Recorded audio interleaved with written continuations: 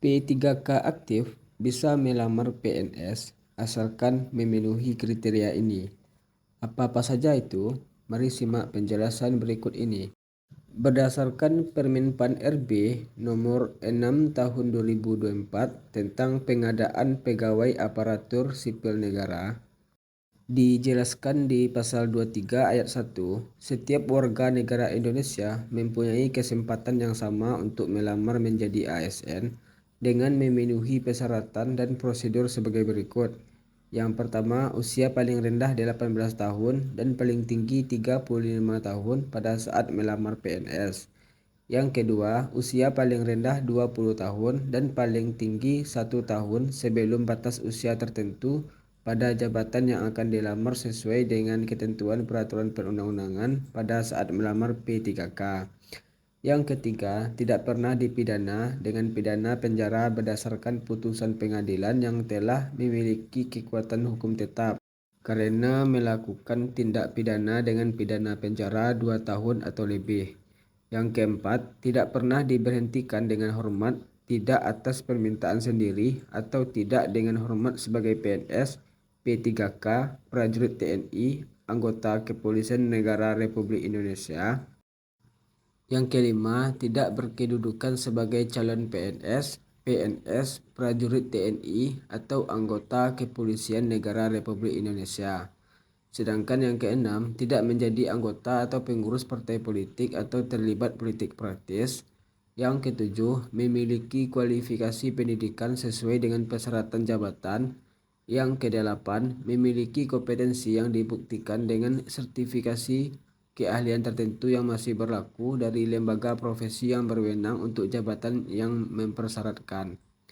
Yang kesembilan, sehat jasmani dan rohani.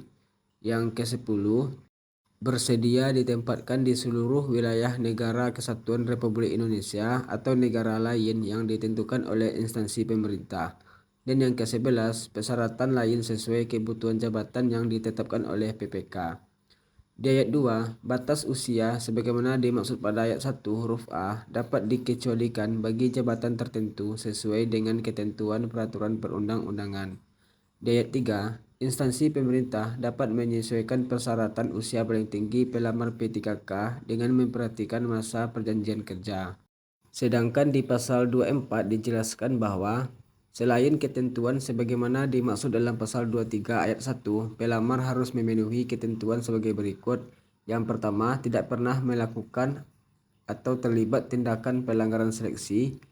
Yang kedua, tidak berstatus sebagai peserta lulusan seleksi calon ASN yang sedang dalam proses pengusulan penetapan nomor NIP. Yang ketiga, memiliki pengalaman terkait dengan bidang tugas jabatan yang dilamar untuk pelamar P3K.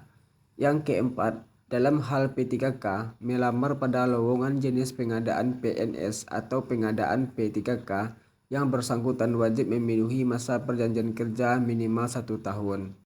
Dan telah mendapatkan persetujuan dari PPK atau PYB atau pejabat yang berwenang. Sehingga dapat disimpulkan bahwa P3K aktif dapat melamar jadi PNS dan juga dapat melamar jadi P3K lagi. Yang penting sesuai dengan kualifikasi pendidikannya. Selanjutnya dijelaskan di pasal 55, pengangkatan calon ASN terdiri dari pengangkatan calon PNS dan pengangkatan calon P3K.